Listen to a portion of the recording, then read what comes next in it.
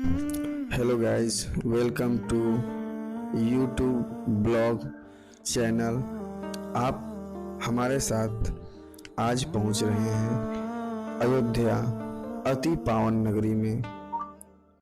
अयोध्या उसे कहते हैं जहां कभी युद्ध नहीं होता। अयोध्या इतनी पावन नगरी है जहां कभी युद्ध होता ही नहीं है, लेकिन वर्तमान के समय में युद्ध के आसार जैसे माहौल लगते हैं, वो भी कुछ नेताओं के कारण। आइए, अयोध्या स्टेशन भव्य, रमणीय, पावन और इतना पवित्र बनाया गया है, मनमोहक दृश्य है। और हम स्टेशन से बाहर निकलते हैं और ये देखिए बाहर का दृश्य। आज हम सर्वप्रथम यहाँ से निकलेंगे, कहीं होटल में लेंगे और होटल के बाद हम लोग पुनः सरयू माता के तट पर आ पहुँचे हैं और आप हमारे साथ बने रहिए।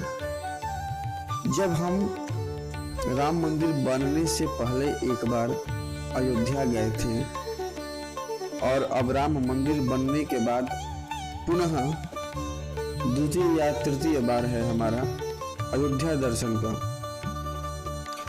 तो जब हम अयोध्या के घाटों पर पहुंचे तो नदियों को न देख करके मन में बहुत ही व्याकुलता हुई कि आधुनिकता के ज़माने में लोगों ने नदियों को कैद करके रखा हुआ है और इतने नदियों पे बांध बना दिए गए हैं कि आज नदियां अपने विलुप्ति के कगार पे हैं। और हम अयोध्या दर्शन कर रहे थे तो हमने सोचा कि घाटों को दिखाया जाए। तो घाट तो तभी कहते हैं जब घाट के किनारे जब नदियां बहती होंगी, अन्यथा पत्थरों के चबूतरे बना देने से नदी तो नहीं कहा जाता उनको। और हम चल रहे हैं, सबसे पहले आपने हरिद्वार में देखा होगा कि हर की पौड़ी है स्नान के लिए, तो हमने देखा, ये देखिए अयोध्या का छोटा सा जल स्रोत। और घाटों पे चलने के बाद मन को इतना शांति महसूस होता है, जैसे लगता है मानो साक्षात भगवान जो हैं विष्णु लोक छोड़ करके यह अयोध्या के राम लोक में आ पहुंचे हैं। यानी कि मृत्यु भवन अयोध्या यानी कि धरती लोक पर भगवान राम विराजे हैं।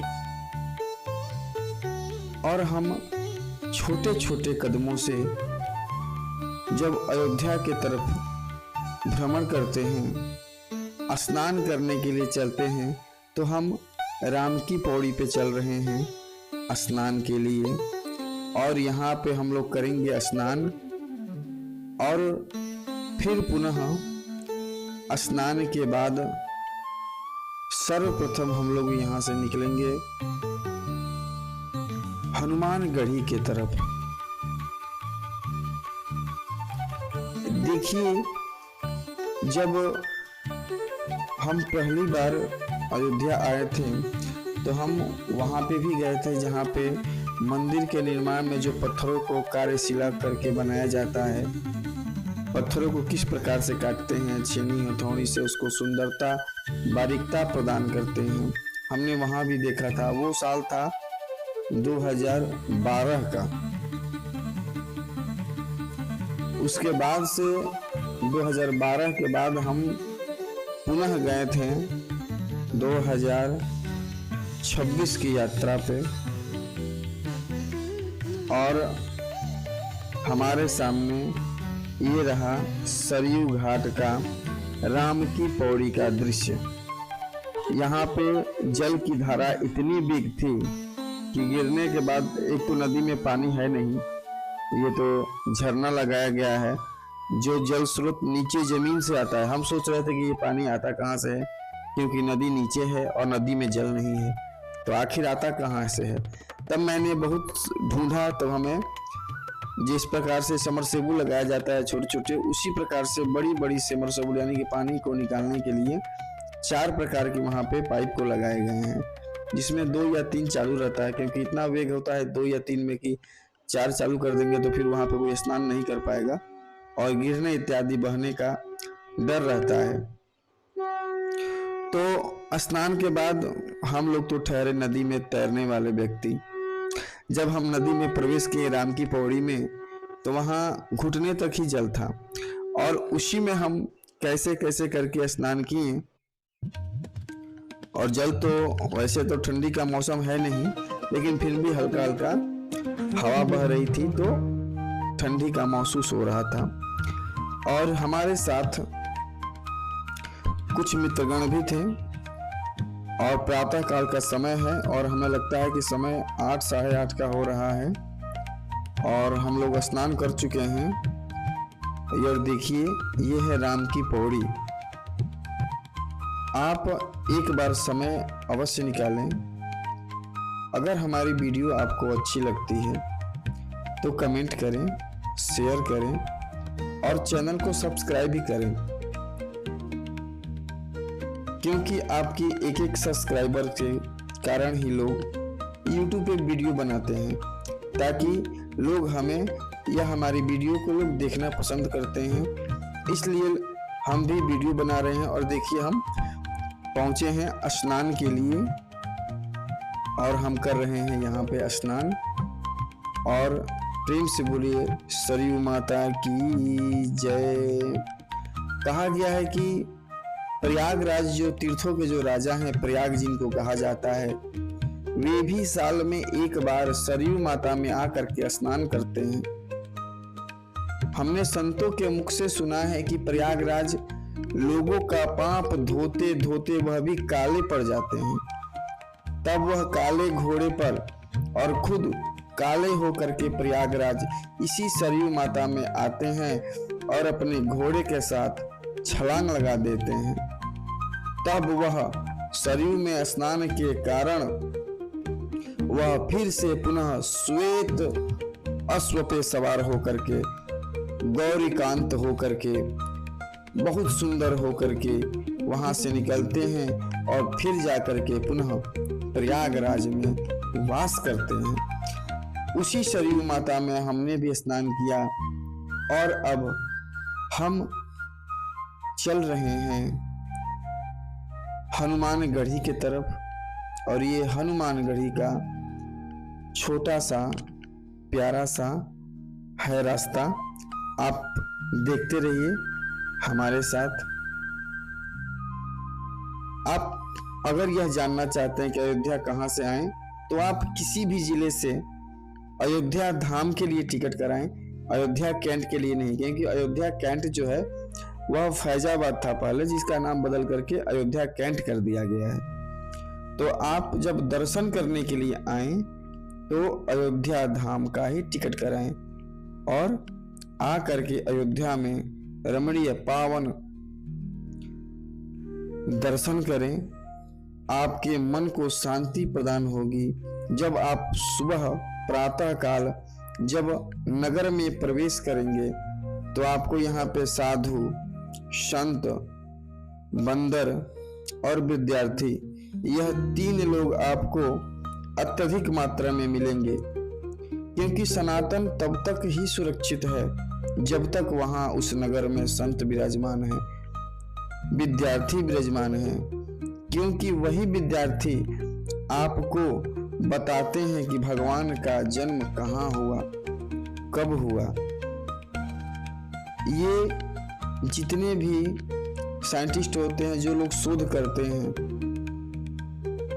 वे शोध करने के बाद बता देते हैं। लेकिन हमारे ये गुरुकुल के जो बच्चे हैं, 50 रुपए का पंचांग जब खोलते हैं तो उनमें ग्रह नक्षत्रों का योग ऐसा गणना करते हैं जो कि नासा का सुपर कंप्यूटर भी गणना करने में समय लेता है। उस बटुकों के लिए उस अयोध्या में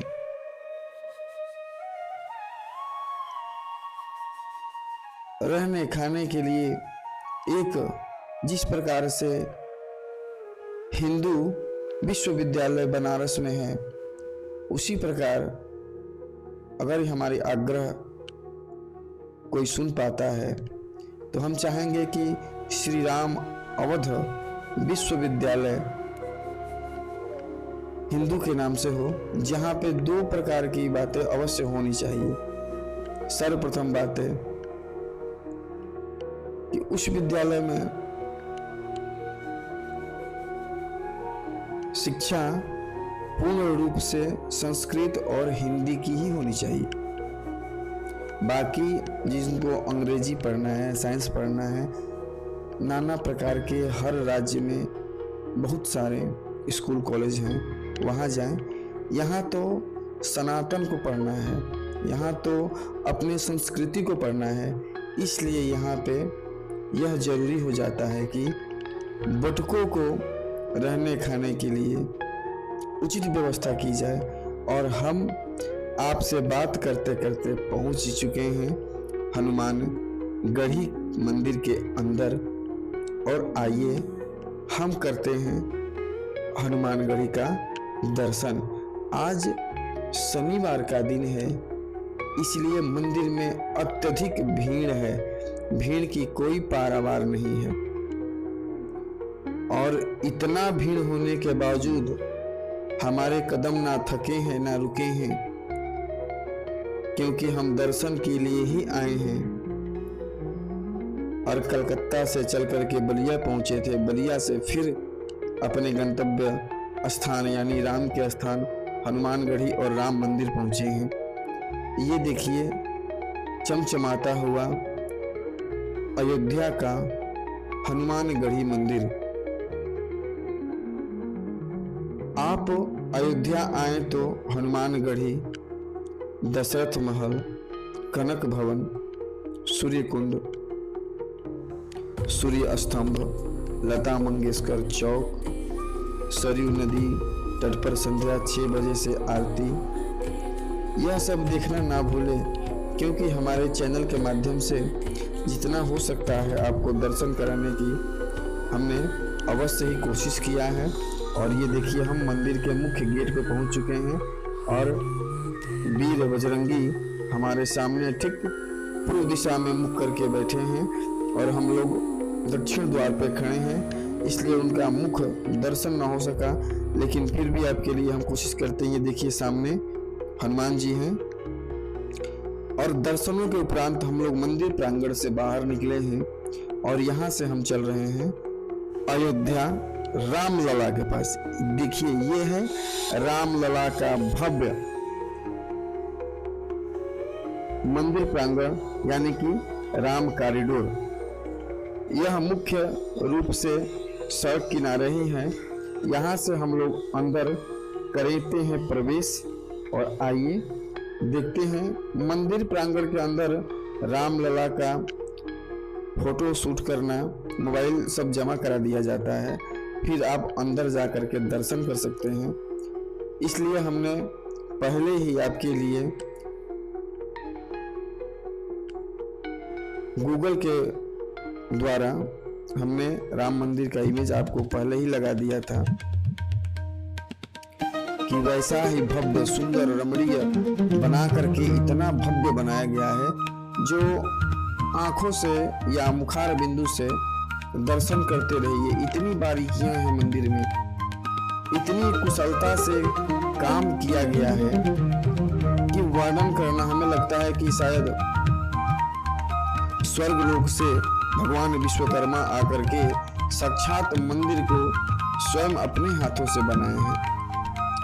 और गर्मी के दिनों में जब लोग दर्शन के लिए आते हैं तो उनको ध्यान में रखते हुए ऊपर बड़े बड़े शेड भी बनाए गए हैं, कुछ कुछ दूरी पे, कहीं कहीं लगातार हैं, कहीं कहीं कुछ कुछ दूरी पे हैं। तो आइए हम अंदर प्रवेश करते हैं और चैनल पे पहली बार आए हैं तो लाइक सब्सक्राइब अवश्य करें। हम लोग अंदर राम मंदिर के पास पहुंच चुके हैं और हम लोग यहीं पे अपना बैग, जूता, चप्पल, मोबाइल जो भी है इलेक्ट्रॉनिक सामान, गैजेट जो भी है, वो सब हम लोग यहाँ पे जमा करा देंगे। 1 नंबर से लेकर के 30 नंबर तक काउंटर है, आप जहाँ चाहें वहाँ जमा करा सकते हैं। और पुनः मंदिर से निकलने के बाद आप लोग जिस काउंटर पे जमा कराए हैं उसी काउंटर पे जाएं और वहाँ से अपने सामान को ले लें। आपको जो टोकन मिलता है उसी टोकन पे नंबर लिखा रहता है कि आपने कौन से टोकन कहाँ पे जमा कराए हैं। और ये देखिए अयोध्या मंदिर के ठीक सामने एक गिलहरी जो कि बनाया गया है, क्योंकि हमने देखा गिलहरी जब स्टेशन पे उतरे थे तो वहाँ भी गिलहरी थी। तो ये रहा अयोध्या राम मंदिर से दर्शन के उपरांत ये है सीता रसोई। यहाँ पे खिचड़ी का प्रसाद नित्य बनते रहता है, नित्य प्रसाद मिलते रहता है। केवल प्रसाद ही नहीं मिलता खिचड़ी का, उसके साथ साथ ORS का भी वो जो छोटा वाला पैकेट होता है वो भी सभी को दिया जाता है। तो संध्या का समय हो चुका है।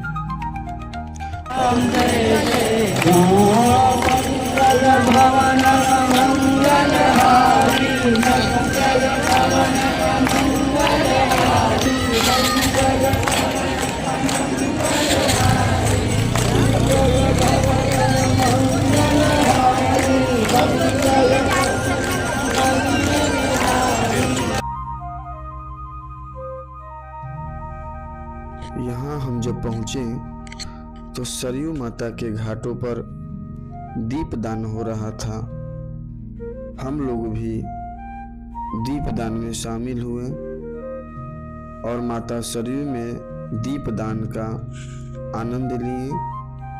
आप भी जब गंगा जी में, सरयू माता में, किसी नदियों में, तीर्थ में जाएं तो दीपदान अवश्य करें, क्योंकि शास्त्रों में दीपदान का बहुत बड़ा महत्व बताया गया है। जिस प्रकार दीपक जो होता है अंधकार को दूर करके प्रकाश को लाता है, उसी प्रकार जब आप दीपदान करते हैं तो आपके जीवन से अंधकार हटता है और आपके जीवन में उजाला आता है, यानी प्रकाश से भर जाता है, आपका जीवन खुशमय हो जाता है।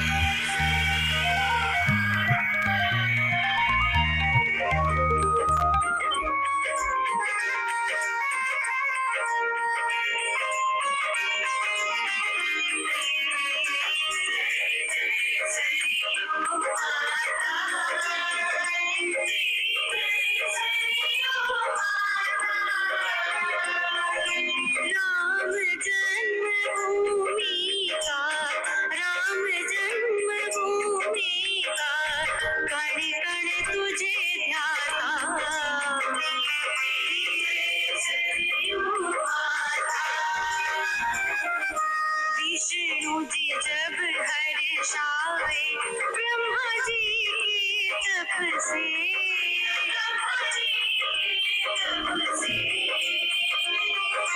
उनके नेत्रों से प्रगटी, उनके नेत्रों से प्रगटी प्रेम अश्रु बन के।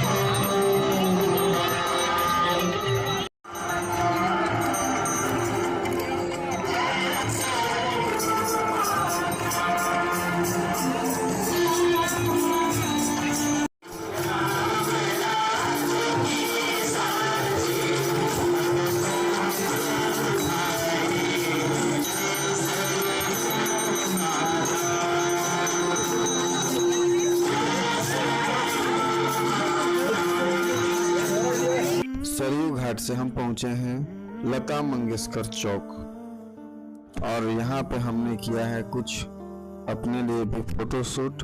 और यह है सूर्य स्तंभ। अगर चैनल पर नए हैं तो लाइक करें